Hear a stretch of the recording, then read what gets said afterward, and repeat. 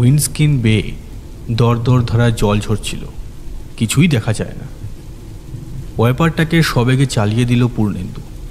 তাতে নিয়মিত গতিতে যান্ত্রিক গঙ্গানির মতো একটা অস্পষ্ট আওয়াজই সৃষ্টি হলো। শুধু পকেট থেকে রুমাল বের করল পূর্ণেন্দু, কাঁচ ভেতর থেকে খসল। একবার ভাবল গাড়িটা দাঁড় করায়, বৃষ্টির কতদূর দৌড় খানিক দেখি, কিন্তু মন সায় দিল না। অতএব ইঞ্জিনটাকে সচল রাখতেই হলো। বৃষ্টি পড়ছে, ফিনকি দিয়ে জল ছিটকে পড়ছে দুপাশে। পূর্ণেন্দু বুঝতে পারছিল রাস্তার দুপাশের নালায় যেন ঢল নেমেছে। যে গাছগুলো ভুতুরে প্রহরীর মতো, তারা দুধার থেকে ঝুঁকে পড়ে নিচেরাই চুলোচুলি করে মরছে। এই দুর্যোগ যে নামবে, বেরোবার একটু আগেও যদি আভাস পাওয়া যেত। তখন আকাশ ছিল খটখটে। হঠাৎ ঝড় জল পিছে পিছে ধাওয়া করে এসে যেন তাকে ধরে নিল। এখন অন্ধকার, অপরিচিত গন্তব্য, গাড়িতে সে একা। পূর্ণেন্দু একবার শিউরে উঠল। শো শো হাওয়া বইছে। সেই শীতে না ভয়ে? পূর্ণেন্দু নিজেকে তিরস্কার করল। পুলিশ অফিসার হলেই বা জুনিয়র, এই অহেতুক ভয় তাকে মানায় না। আর সে না এক ভয়ার্ত মহিলাকে অভয় দিতে চলেছে। নিজেই যে ভয়ে জড়সড়, সে অভয় দেবে কাকে, কি করে?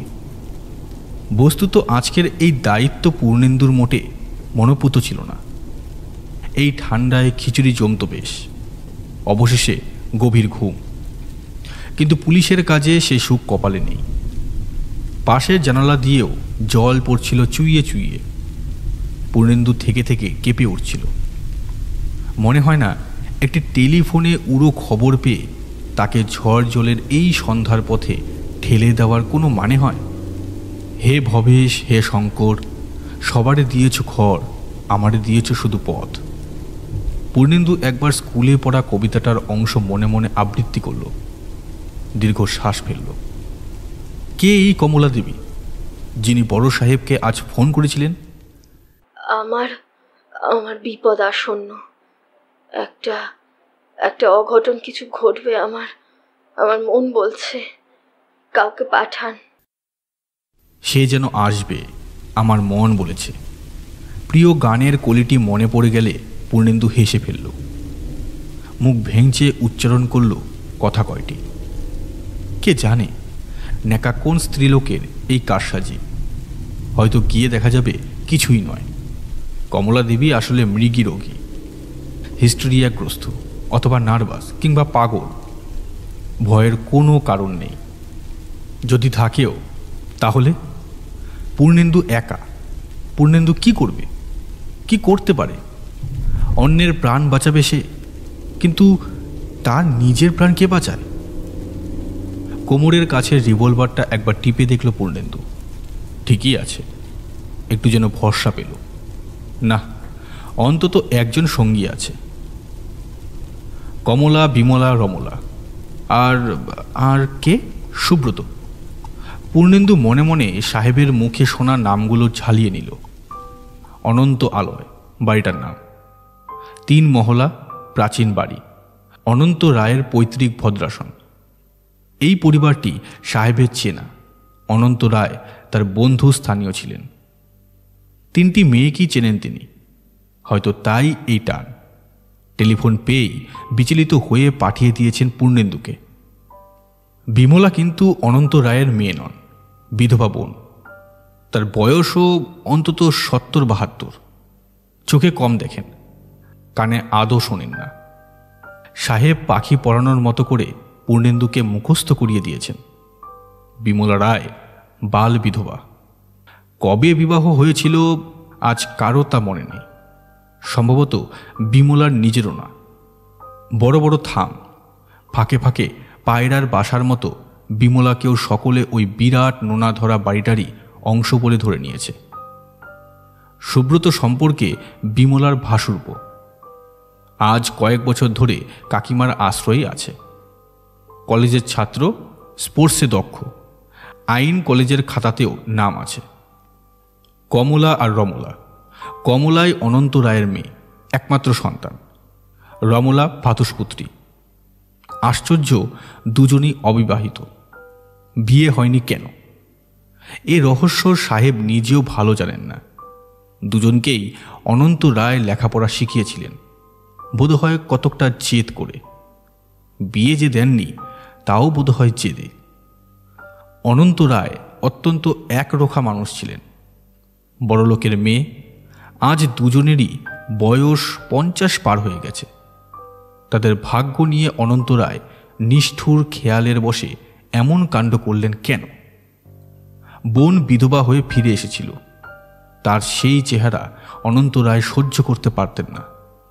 সেই ক্ষোভ কি গোটা বিবাহ প্রথার ওপর তুলতে চেয়েছিলেন? এমনও তো হতে পারে বড় ঘরের মেয়ে, মনোমতো পাত্র বাছাই করতে করতেই কবে বিয়ের বয়স পেরিয়ে গেছে। কিন্তু ক্ষতি তো বিবাহ প্রথার হলো না, সমাজ ব্যবস্থারও না। তার মেয়ে দুটি চিরকুমারী হয়ে রইল।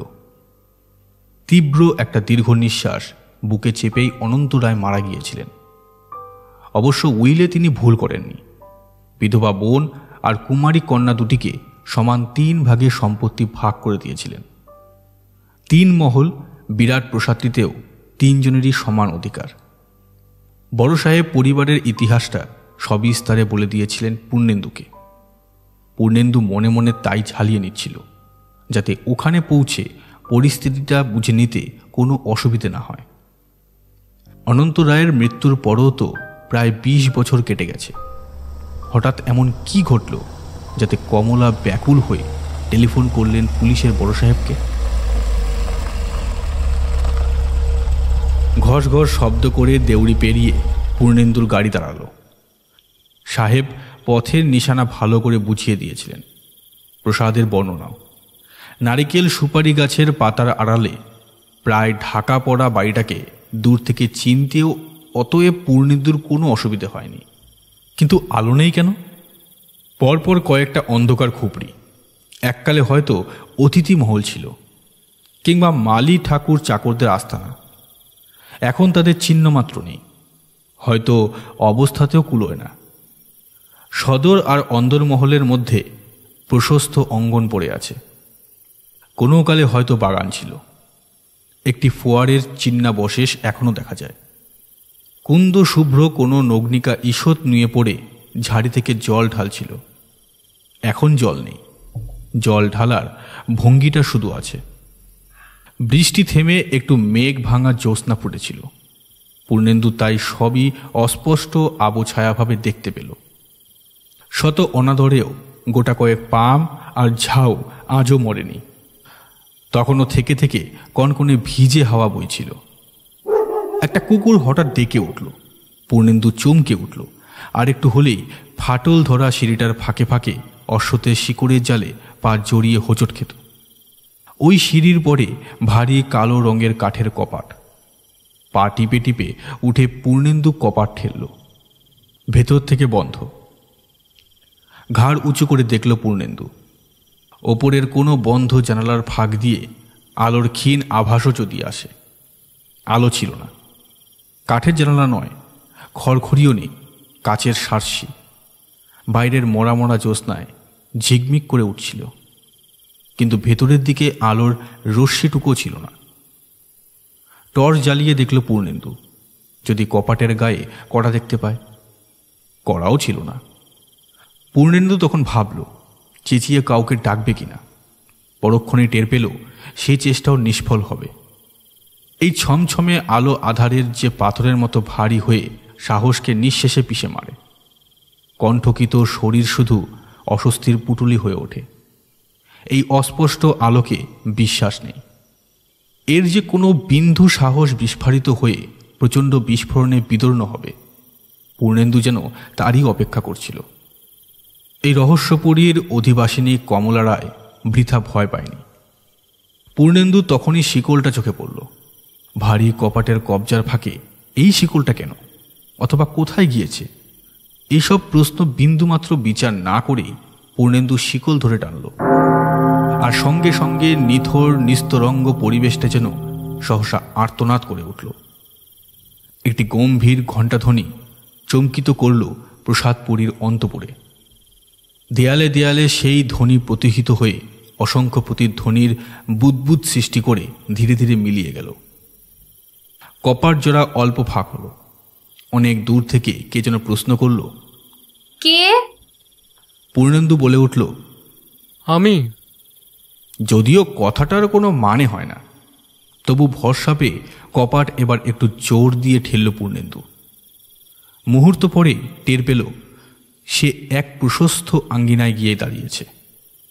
আঙ্গিনার যেখানে শেষ তারপরে অপরিসর একটি দীর্ঘ বারান্দা, যার দুধারে মৃদু দ্বীপের সারি। যা হোক, অন্দরমহলে তবু দেখছে আলো আছে। পূর্ণেন্দু অস্ফুট স্বরে স্বগতোক্তি করল। সরু স্বল্পালোক প্যাসেজের শেষে দীর্ঘ একটি নারী মূর্তি, শুভ্র দেহ, শুক্লবাস। হঠাৎ মনে হতে পারত যে এটিও কোনো মর্মর মূর্তি, কিন্তু সেই নারী দেহ ধীরে ধীরে এগিয়ে আসছিল। একেবারে কাছাকাছি এসে সে থমকে দাঁড়াল। তার ভ্রু কুঞ্চিত হল। কে? কে আপনি? জিজ্ঞাসা করল তীক্ষ্ণ স্বরে। সেই স্বর থেকে পূর্ণেন্দু অনুমান করল বাইরে থেকেও সে এরই গলা শুনেছিল। কার্ড বের করে পূর্ণেন্দু এগিয়ে দিল। মধ্যবয়সিনী মহিলা, চুলেও এক একটি পাক ধরেছে। কমলা দেবী? পূর্ণেন্দু জিজ্ঞাসা করল সাহসে ভর করে। আপনি কি পুলিশকে ফোন করেছিলেন? মাথা নিচু করে সেই শীর্ণ ভদ্র মহিলা কার্ডটা পড়ছিলেন। তার মুখ থেকে রূঢ়তার রেখা কটি ধীরে ধীরে অপসৃত হচ্ছিল। পুলিশ? আপনি পুলিশের লোক বুঝি? মহিলাটি বললেন মৃদু স্বরে। আসুন। বারান্দা পার হয়ে বসবার ঘর। সে ঘরে প্রখর বৈদ্যুতিক আলো জ্বলছে দেখে পূর্ণেন্দু আশ্বস্ত হল। সেকেলের রীতিতে সাজানো ঘর, আসবাবপত্র দামি কিন্তু সেকেলের। ভারী একটা চেয়ারে বসে পূর্ণেন্দু বলল, আপনি ফোন করেছিলেন? ফোন? মহিলাটির কণ্ঠে বিস্ময় প্রকাশ পেল। বললেন, ফোন আমি তো করিনি। কিন্তু কমলা দেবী? ভুল করছেন, আমি কমলা নই, আমি রমলা। পূর্ণেন্দু সঙ্গে সঙ্গে নিজের ভুলটা টের পেল। ইনি কমলা নন, রমলা, অনন্ত রায়ের ভ্রাতুষ্পুত্রী, চিরকুমারী দুটির অন্যতমা। রমলা দেবী বললেন, বসুন, কমলাকে খবর দিই। আকাশের মেঘের মতোই ভয় কেটে যাচ্ছিল পূর্ণেন্দুর মন থেকে। জানালার কাছে উঠে এসে সে এতক্ষণে একটা সিগারেট ধরাতে পারল। রেনকোটটা চুইয়ে জল পড়ছিল তখনও। পূর্ণেন্দু সেটাকে খুলে রাখল চেয়ারের হাতলে। রমলা দেবীর ফিরতে একটু দেরি হলো। হাতে চায়ের পেয়ালা। বললেন, কিছু মনে করবেন না, দেরি হয়ে গেল। ব্যস্ত লজ্জিত হয়ে পূর্ণেন্দু হাত বাড়িয়ে বলল, নিজে কষ্ট করে। ঠাকুর চাকর দুজনেরই আজ ছুটি, বিকালবেলায় শহরে গেছে। কি একটা হিন্দি ছবি এসেছে নাকি? ঠান্ডায় চা ভালোই লাগছিল পূর্ণেন্দুর। গলার ধরা ধরা ভাব কেটে যাচ্ছিল। রমলা নিজের জন্য এক পেয়ালা চা এনেছিলেন। চায়ে চুমুক দিতে দিতে রমলা বললেন, কমলা আপনাকে ফোন করেছিল? আমাকে ঠিক না, ওই বড় সাহেবকে ফোন করেছিলেন। কি বলেছিল? একটু ইতস্তত করল পূর্ণেন্দু। সব কি খোলাখুলি বলা ঠিক হবে? টের পেল উৎসুক রমলা ওর দিকে চেয়ে আছেন। অগত্যা পূর্ণেন্দুকে বলতেই হলো, প্রাণের ভয় তিনি ভীত, সবসময় বিপদের আশঙ্কা করছেন। রমলার শঙ্খ শুভ্র মুখে বিস্ময়ের ঢেউ বয়ে গেল। তিনি অনেকক্ষণ চুপ করে রইলেন। চেয়ারটা ওর কাছাকাছি এগিয়ে নিয়ে গেল পূর্ণেন্দু। রমলা দেবী বলতে পারেন না কমলা দেবীর ভয়ের হেতুটা কি? ঈষৎ ক্লান্ত ভঙ্গিতে মাথা নাড়লেন রমলা। ঠিক জানি না। ভয়ের কি সত্যি কোনো কারণ আছে? রমলা যেন স্ত্রস্ত হলেন। এদিক ওদিক চেয়ে ফিসফিস করে বললেন, আছে। কি ভয়? মানে কিসের ভয় রমলা দেবী? পূর্ণেন্দু যেন ওকে আশ্বাস দিতেই আরও সন্নিহিত হয়ে এলো। দু হাতে মুখ ঢাকা দিয়ে রমলা বলে উঠলেন, পারবো না, আমি বলতে পারবো না। আপনি আপনি বরং কমলাকেই জিজ্ঞাসা করবেন। কমলা দেবী কোথায়? ওপরে, ওর শোয়ার ঘরে। বিকাল থেকেই বলছিল মাথায় খুব যন্ত্রণা, শুয়ে পড়েছে। একবার যদি ওকে। আসুন না, আপনি উপরে আসুন। রমলা উঠে দাঁড়ালেন। রমলা কৃষকায়, বয়সের পক্ষে বেশ তাড়াতাড়ি সিঁড়ি ভেঙে উঠেছিলেন। উঠছিল পূর্ণেন্দুও। শ্বেত পাথরের ধাপ, ধবধবে মসৃণ, রেলিং বরাবরও কোমর অবধি পাথর বসানো, ঠান্ডা, যেন অনেক কালের জমানো বরফ এরই আড়ালে কোথাও স্তূপীকৃত হয়ে আছে। দোতলার সিঁড়ির মুখেই আবার দীর্ঘ বারান্দা। একেবারে সামনের ঘরখানিতে কালো পুরু পর্দা ঝুলছিল। কমলার ঘর, রমলা বললেন ফিসফিস করে। আপনি দাঁড়ান, আমি খবর দিই। পর্দা ঠেলে রমলা ভেতরে ঢুকেছিলেন, কিন্তু বেরিয়েও এলেন প্রায় সঙ্গে সঙ্গে। আগের মতোই মৃদু গলায় বললেন, এখনো ঘুমোচ্ছে, তুলে দেব? পূর্ণেন্দু যদিও অধীর হয়ে উঠেছিল, তবু তাকে বলতেই হলো, থাক না, না হয় আর কয়েকটা মিনিট অপেক্ষাই করি। ব্যস্ত হয়ে পড়লেন রমলা। দাঁড়িয়ে থাকবেন? সে কি? আচ্ছা আসুন, আপনাকে বরং বড় পিসিমার সঙ্গে একবার পরিচয় করিয়ে দিই। আমাদের পিসিমা বিমলা দেবীর কথা শোনেননি? শুনেছি। বারান্দার একেবারে শেষ প্রান্তে যে ঘর, সেখানে আলো জ্বলছিল। রমলা দ্রুত পায়ে সেদিকে এগিয়ে গেলেন, বললেন, পিসিমার ঘর। হেড হয়ে পূর্ণেন্দু জুতো খুলছিল, কেননা সে দেখতে পেয়েছে এ ঘরের মেঝেও পাথর বসানো। প্রকাণ্ড ঘরখানারই একদিকে রাধাকৃষ্ণের বিগ্রহ, সামনে ধূপদীপ জ্বলছে। ধোঁয়ায় ঘরখানা মৃদু সুরভিত, ঈষৎ আচ্ছন্ন। এ ঘরে বিজলি আলো নেই, পূর্ণেন্দু লক্ষ্য করেছিল। পুরনো আমলের বেলোয়ারি ঝাড়ে কয়েকটি মোমবাতি জ্বলছিল। সেই আলোয় মেঝে আসন পেতে যিনি একটি বই পড়ছিলেন, তারও গায়ের রং পূর্ণেন্দুর মনে হলো মোমের মতো, সাদা, নিষ্প্রভ। এখান থেকে তার শুভ্র কেশের কয়েক গুচ্ছই মাত্র দেখা যায়, আর দেখা যায় একটি ধারালো নাক, যার পাশের চামড়া কুঞ্চিত। এই প্রাচীন পুরীর ইনিই বুঝি অধিষ্ঠাত্রী দেবী। এর বয়স কত পূর্ণেন্দুর অনুমান করতে পারল না। এই প্রায় নিষ্পন্দ সমাহিত দেহ কয়টি শরৎ আর বসন্ত দেখেছে? কতবার স্নান করেছে বর্ষার নবধারা জলে? সেই মুহূর্তে কেউ যদি বলতো ইনি এই প্রসাদপুরীর সমবয়সী, পূর্ণেন্দু অবিশ্বাস করতে পারত না। একটি প্রাচীন বট, গভীর অরণ্য, অতল নদী বা অটল পাহাড় যেমন করে তার পত্র প্রচ্ছায়ে জলের তলায় বা নিঃসঙ্গ শিখরে কাল আর ইতিহাসকে ধরে রাখে, এর জ্ঞানে, স্মৃতিতে আর ব্যক্তিত্বে, তেমনই যেন এই রহস্যপুরীর বহু কাহিনী সঞ্চিত আছে। পিসিমা সব রকম আধুনিকতার বিরোধী, রমলা দেবী বলছিলেন ফিসফিস করে। তাই ওনার ঘরে ইলেকট্রিক আলো পর্যন্ত লাগাতে দেননি। আজকাল আর চলাফেরা করতে পারেন না, তাই স্থাপিত বিগ্রহ শ্যাম রায় আর রাধারানীকেও এনে বসিয়েছেন এই ঘরে। কানে ভালো শোনেন না, চোখের জ্যোতিও কম, তবু দেখছেন না, এত রাত্রেও ভাগবত পুঁথিখানা খুলে রেখেছেন। দেখছিল, পূর্ণেন্দু অবশ্যই দেখছিল। এ ঘরের পর্দাটা থেকে থেকে উড়ে ঘরখানাকে অনাবৃত করে দিচ্ছিল। দেয়ালের ঠেস দিয়ে যে জরাজীর্ণ মহিলা বসে আছেন, তার বসবার আড়ষ্ট ভঙ্গি ও চোখ এড়োয়নি। ভালো করে এ বয়সে উনি আর বসতেও পারেন না। সে সহজেই বুঝেছিল, নইলে আর পিঠের কাছে, ঘাড়ের কাছে বালিশগুলোই বা নেবেন কেন?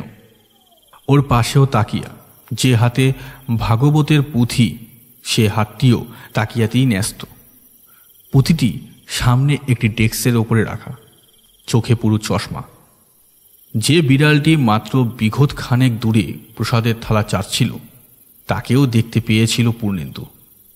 সাহস তো কম নয় বিড়ালটার। ওই তো বিমলা দেবী মোটে আধ হাত মাত্র দূরে, অথচ নির্ভয়ে প্রসাদে মুখ দিয়েছে। পূর্ণেন্দু বিস্মিত হয়েছিল, কিন্তু বিস্ময়কে নিরস্ত করার যুক্তিও সে খুঁজে পেয়েছিল।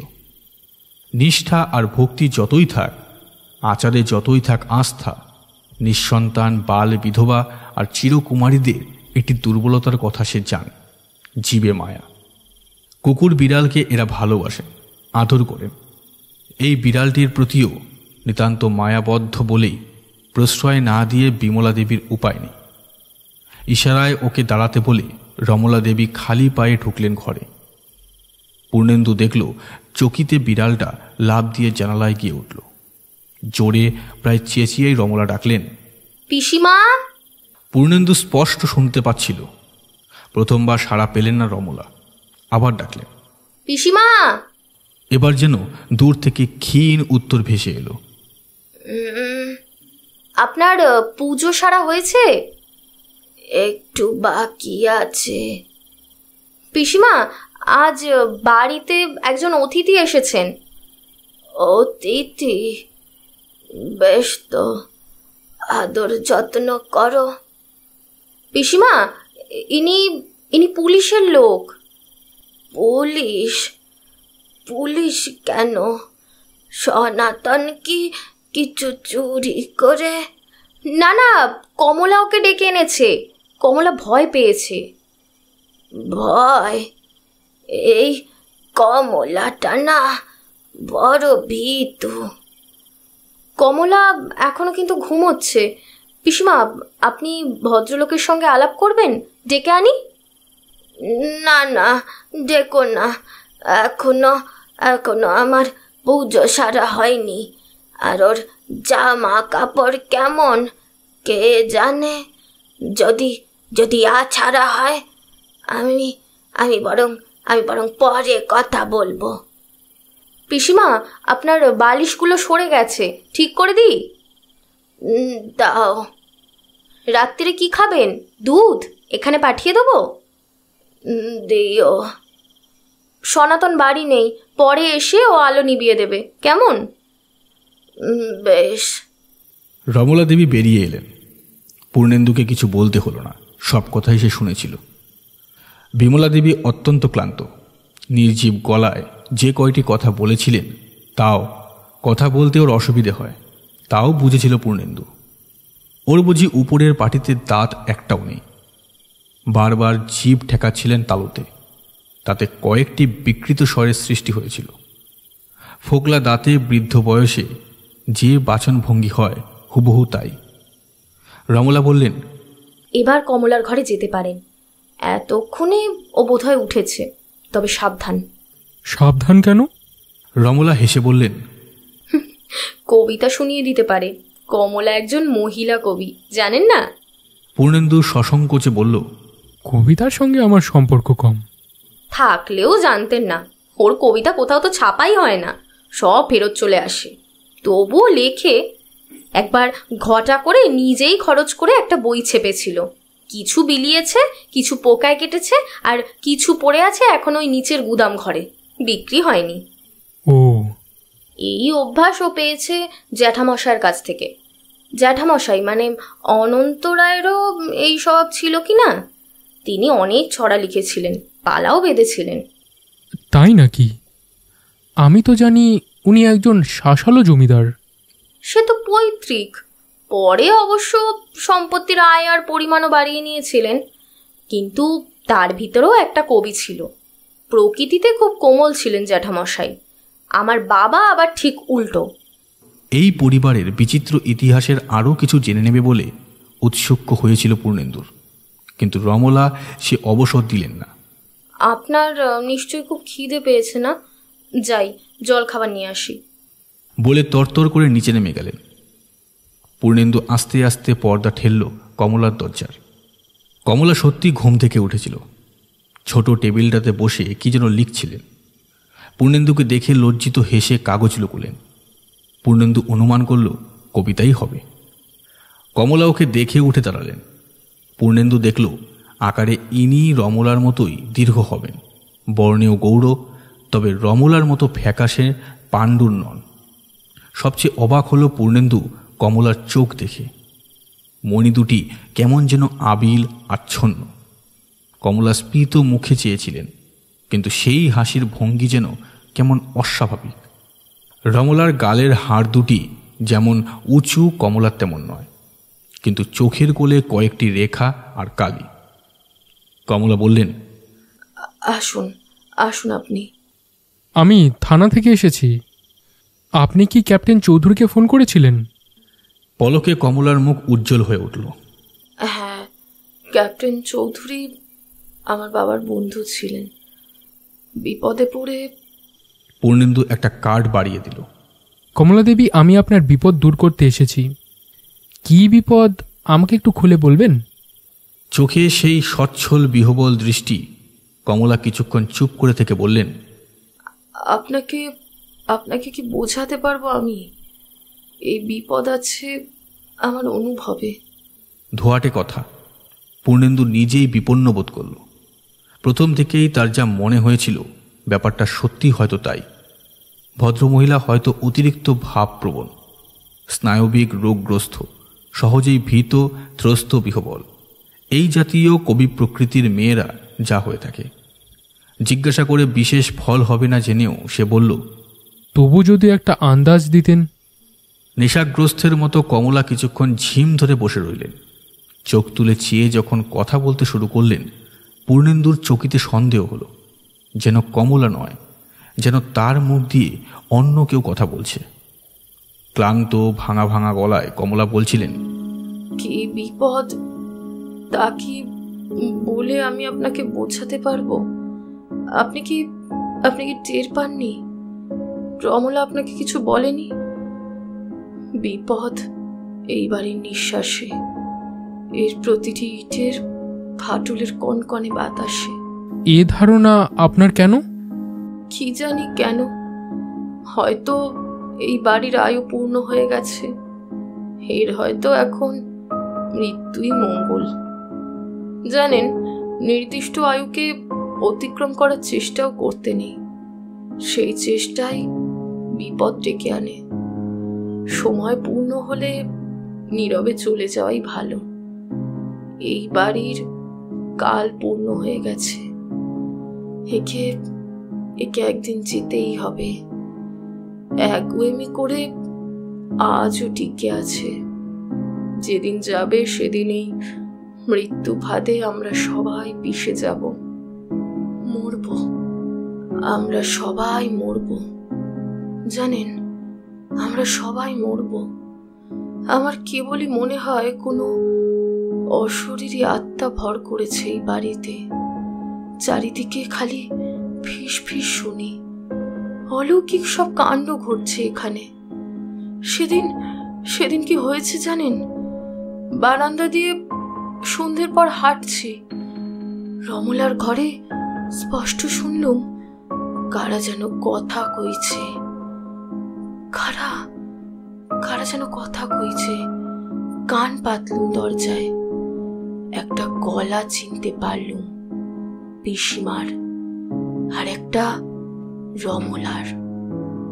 আশ্চর্য, রমলার ঘরে পিসিমা নেই তো। ঠিক তখনই পিসিমার ঘরে আমি সোজা গিয়ে ঢুকলুম। তিনি তো যেমন থাকেন তেমনি পুজোর আসনে বসে আছেন। জানেন, সেদিন থেকেই আমার দৃঢ় মূল বিশ্বাস হয়েছে যে কোনো অশরীরী কাণ্ড এই বাড়িতে ঘটছে, আরও ঘটবে। ভয় পেয়েছি কি আর সাধে? পূর্ণেন্দুর আর কিছু জিজ্ঞাসা করবার ছিল না। এই ভদ্র মহিলা অত্যন্ত অংশত অপ্রকৃতস্থ, এ বিষয়ে তার বিন্দুমাত্র সন্দেহ আর ছিল না। ঠিক তখনই নিচে কার প্রফুল্ল কণ্ঠস্বর শোনা গেল। সিঁড়ি দিয়ে শীষ দিতে দিতে কে যেন উঠছে।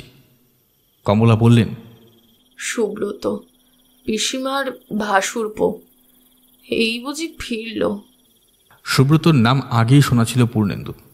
এবার চাক্ষুষ পরিচয় হলো। 20 কিংবা 22 বছরের যুবক। একটা নীল হাফ শার্ট গায়ে, পরনে ট্রাউজার। কলেজের আর 10 জন ছাত্র যেমন হয়ে থাকে ঠিক তেমনই। একটা হকি স্টিক ছিল সুব্রতর হাতে। সেটাকে দরজার কোণে রাখতে রাখতেই সে বলছিল, ঝড় জলে আটকে পড়ে গিয়েছিলাম। ঠিক তখনই তার চোখ পড়ল পূর্ণেন্দুর দিকে। সুব্রত অপরিচিত লোক দেখে থমকে দাঁড়ালো। কমলা পরিচয় করিয়ে দিলেন বটে, কিন্তু ভ্রুক্ষেপ যেন করল না সুব্রত। সে কমলার দিকেই চেয়ে চেয়ে বলতে থাকলো, বর্দি, আমাকে 50টা টাকা দেবে? 50 টাকা? এত টাকা কেন? কলেজে সোশ্যাল হবে যে, ওরা সবাই ধরেছে। তোমার তো ফি মাসেই একটা না একটা লেগে থাকে। এত টাকা আসে কোথা থেকে শুনি? লেগে থাকবেই তো। আরও কত টাকা দরকার আমার তুমি জানো? নভেম্বরে সবাই মিলে এক্সকারশনে বেরোবো। তখন আমার কিন্তু কমসে কম 300 টাকা চাই। আগে থেকে বলে দিচ্ছি। পরপর আরও কয়েকটা টাকার খিরিস্তি দিল সুব্রত। শেষ পর্যন্ত রাগ করে কমলা বলে উঠলেন, আমাকে এসব কথা শুনিয়ে লাভ নেই সুব্রত। তোমার আপন জ্যাঠাইমা আছেন, তাকে গিয়ে বলো। কথা না বাড়িয়ে সুব্রত ভেতরের দরজা দিয়ে তার নিজের ঘরে ঢুকে গেল। যাই চান করে আসি। চান করবি এই শীতে? তুই কি পাগল? ঘামে শরীর জবজব হয়ে গেছে যে। সুব্রত চলে যেতে কমলা পূর্ণেন্দুর দিকে চেয়ে বললেন, খালি টাকা আর টাকা, কোথা থেকে যে আসবে ছেলেটা একেবারে বোঝে না। সম্বলের মধ্যে তো এই পৈতৃক বাড়ি, এটাকে বিক্রি করতে চাই, আমিও চাই, রমলাও চায়, কিন্তু পিসিমা চান না একেবারে। এই বাড়ি ছেড়ে তিনি এক পাও নড়বেন না। মনে হয় বাড়িটা বিক্রি করে একটা ছোট বাসায় উঠে যাই। একটু থেমে কমলা বললেন, সুব্রতকে তাই তো বলি, তুমি বাপু তোমার নিজের জ্যাঠাইমাকে বলে কই রাজি করাও। পিসিমাও ওকে ছেলেবেলায় এই বাড়িতে এনে রেখেছেন কি না, মানুষ করেছেন। রমলা দরজার কাছে এসে দাঁড়ালেন। পূর্ণেন্দু বাবু, আপনার খাবার দেওয়া হয়েছে, একবার নিচে আসবেন। নিচের ঘরেই পূর্ণেন্দুর বিছানা হয়েছিল। আজ রাত্রে রাস্তায় যা অবস্থা, ফেরবার কথা মনে আনাও যায় না। তাছাড়া কাল সকালে সে দিনের আলোয় বাড়িটাকে ভালো করে দেখবে, আরও খোঁজখবর নেবে বলে স্থির করে রেখেছিল। দেয়ালে কয়েকটা বাঘের মাথা আর হরিণের শিং সাজানো, তাদের ছায়া আরও বিস্তৃত হয়ে মেঝের কার্পেটে পড়ছিল। ঘুম এসেছিল পূর্ণেন্দুর, কিন্তু রমলা ছোট একটি মোড়া পেতে বসেছিলেন ওর ঘরে, মাথা নিচু করে উল বুনছিলেন। মাঝে মাঝে কথাও বলছিলেন রমলা, এ বাড়ির ইতিহাস। একদিন কত গৌরব কি ঐশ্বর্য ছিল এ বাড়ির, শৌর্যও কম ছিল না। রমলার বাবা ছিলেন মস্ত শিকারী। এই যে দেয়ালে বাঘের মাথা আর ভালুকের চামড়া, সবই তার স্মৃতি। পূর্ণেন্দু জড়িত গলায় বলল, ও। তার চোখ ঘুমে জড়িয়ে আসছিল। আর ঠিক সেই মুহূর্তেই প্রচণ্ড একটা শব্দ হলো। ঝনঝন করে ওপরের কোনো ঘরে যেন সব কটা সার্সি ভেঙে পড়ল। পূর্ণেন্দু ধর্মর করে উঠে বসল। অভ্যাসবশত সে হাত দিয়েছিল নিজের ব্র্যাকেটে, যেখানে রিভলভার গোজা আছে। উত্তেজিত স্বরে পূর্ণেন্দু বলে উঠল, এ কি গুলির শব্দ? রমলার মুখ আতঙ্কে সাদা হয়ে গিয়েছিল। রমলা ঠক ঠক করে কাঁপছিলেন। লোক লজ্জা ভুলে পূর্ণেন্দুকে আঁকড়ে ধরতে চাইছিলেন। পূর্ণেন্দু তাকে সরিয়ে দিয়ে উঠে দাঁড়ালো। রিভলভারটা হাতে বাগিয়ে ধরে দরজার দিকে এগিয়ে গেল সে। চাপা গলায় রমলাকে বলল, আপনি আপনি আমার পেছন পেছন আসুন। দোতলার বারান্দার রেলিং ধরে কাঁপছিলেন কমলাও। সুব্রত মুখ রক্তিম, চুল বিশৃঙ্খল, বেরিয়ে এলো বিমলার ঘর থেকে। তার রুদ্ধ গলা থেকে মাত্র একটি শব্দ বেরিয়ে এলো, জ্যাঠাইমা। পূর্ণেন্দুও ছুটে সেই ঘরের দিকে এগিয়ে গেল। দেখার অবশ্য আর কিছুই ছিল না, উকি দিতেই সব স্পষ্ট হলো। যেখানে ছিলেন বিমলা দেবী, ঠিক সেখানেই আছেন, তেমনি রাধাকৃষ্ণের মূর্তির সামনে। শুধু তার মাথাটি বুকের ওপর ঝুঁকে পড়েছে। পেছন দিকে তাকিয়ে পূর্ণেন্দু বিহবল গলায় বলে উঠল, একজন ডাক্তার পাওয়া যাবে? তখনই কোনো ডাক্তার পাওয়া গেলেও লাভ হতো না। বিমলাকে স্পর্শ করেই পূর্ণেন্দু টের পেয়েছিল বিমলার দেহে প্রাণ নেই। ভিড় করে দাঁড়িয়েছিল ওরাও, কমলা, রমলা আর সুব্রত। সকলেরই মুখ আতঙ্কে পাণ্ডুর, চোখের মনি বিস্ফারিত। এ ওর মুখের দিকে চাইছিল আর কানাকানি করছিল। কে কে বলছিলেন রমলা। কমলার দৃষ্টিতেও সেই প্রশ্নই ছিল। সুব্রত এগিয়ে গেল জানালার দিকে, যেখানে সার্সিগুলো টুকরো টুকরো হয়ে ছড়িয়ে আছে। কি একটা কুড়িয়ে এনে সে পূর্ণেন্দুর হাতে দিল। পূর্ণেন্দু বলল, গুলি? জানলার কাছেই পড়ে আছে যখন, তখন গুলিটা নিশ্চয় ভেতরের দিক থেকেই এসেছে। অর্থাৎ বারান্দায় দাঁড়িয়ে কেউ তাকে তাক করে গুলি ছুঁড়েছে। কিন্তু কে? একটা শিহরণ হিল্লোলিত হয়ে গেল সেই পরিবেশে। নিস্তব্ধতা তীর্ণ করে রমলা অকস্মাৎ কর্কশ গলায় বলে উঠলেন, কে কে মারল পিসিমাকে? এইরকম নিষ্ঠুরভাবে তাকে হত্যা করলো কে? আস্তে আস্তে মাথা নেড়ে কমলা বললেন, জানি না। তীক্ষ্ণ গলায় আবার বলে উঠলেন রমলা, কিন্তু কিন্তু তোমরা দুজনই তো মাত্র ওপরে ছিলে, তুমি আর সুব্রত, তোমরা নিশ্চয়ই জানো। না, আমি আমি ঘরে ছিলাম, সুব্রত বই পড়ছিল, আওয়াজ শুনে আমরা বেরিয়ে এসেছি। রমলার চোখ জ্বলছিল, সেই চোখে এবার একটি ইঙ্গিত খেলে গেল। অতি ধীরে, প্রায় চিবিয়ে চিবিয়ে রমলা উচ্চারণ করল, তোমরাই কেউ নয় তো? কমলা ভয়ার্ত পাণ্ডুর আরও কুকড়ে আরও পিছিয়ে গেলেন। আমি আমি আমি এই কাজ করব? সুব্রত বলে উঠল, আমি হত্যা করব আমার জ্যাঠাইমাকে? কেন ছর্দি, কেন? বলতে বলতে হঠাৎ যেন উত্তেজিত হয়ে উঠলেন রমলা। রুদ্ধস্বরে বলে গেলেন, জানি, আমি জানি তুমি কুসংসর্গে মিশছ, বাজি ধরে তাস খেলো, তোমার রোজই টাকার দরকার। কমলার লেখা কেউ ছাপায় না, তাই নিজেই একটা কাগজ বার করবার ফন্দি আটছিল, কিন্তু টাকা ছিল না। একমাত্র উপায় এই বাড়ি বিক্রি করা। অনেক বুঝিয়েও তোমরা পিসিমাকে রাজি করাতে পারোনি। তিনিও এই বাড়ির একজন শরিক। সেটাই ছিল তোমাদের আক্রোশ, আর সেই আক্রোশেই তোমরা তাকে পথ থেকে সরিয়ে দিয়েছো।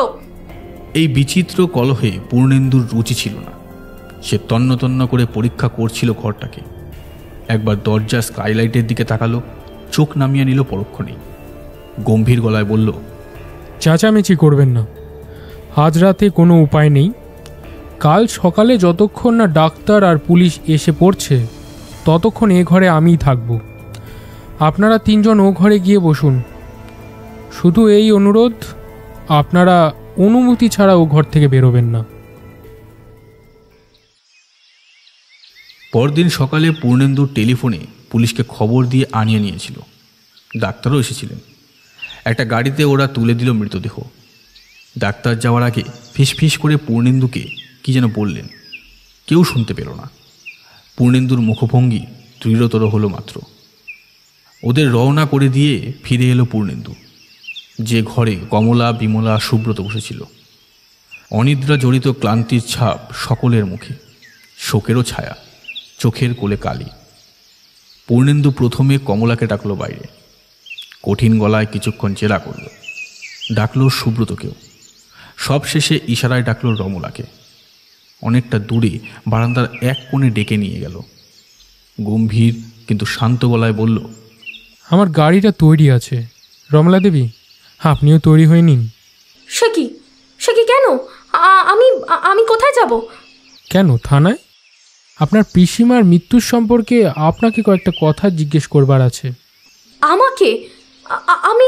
আমি কি জানি? পূর্ণেন্দু আগের মতোই নির্বিকার কিন্তু স্থির কণ্ঠে বলল, আপনি সবই জানেন। এই মৃত্যুর সঙ্গে আপনি কারণ হিসেবে জড়িত, এ কথা মনে করবার সঙ্গত কারণ আছে। রমলা হো হো করে হেসে উঠল।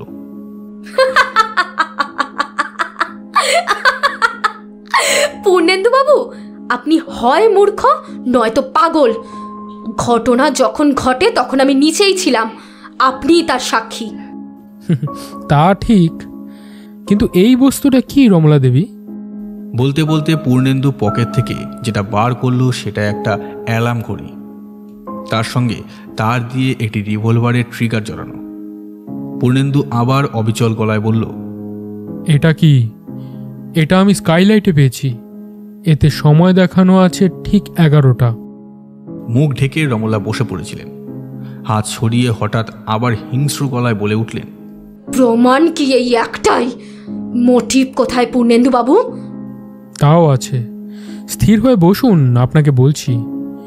গোপনে গোপনে আপনি শেয়ার কিনে লোকসান খেয়ে যে একেবারে ফতুর হয়ে গিয়েছিলেন, এ খবর আপনাদের ঠাকুরই আমাকে বলেছে। ওই লোকটি আপনার এজেন্ট ছিল কি না? দুটো ধমক দিতেই ও সব কবুল করে ফেলেছে। এ বাড়ি বিক্রি করাতে আপনারও স্বার্থ কারুর চেয়ে কম ছিল না। ঠাকুর আর চাকরকে বাড়ি থেকে আপনি কাল ছুটি দিয়ে দিয়েছিলেন। কমলাকেও কি আপনি ড্রাগ স্টোরে পাঠিয়েছিলেন? আর সেই অবসরে কি কাজটা হাসিল করেছিলেন? বাধা দিয়ে রমলা বললেন, কিন্তু তারপরেও তো পিসিমা বেঁচে ছিলেন, আমার সঙ্গে কথা বলছিলেন, আপনি শুনেছেন।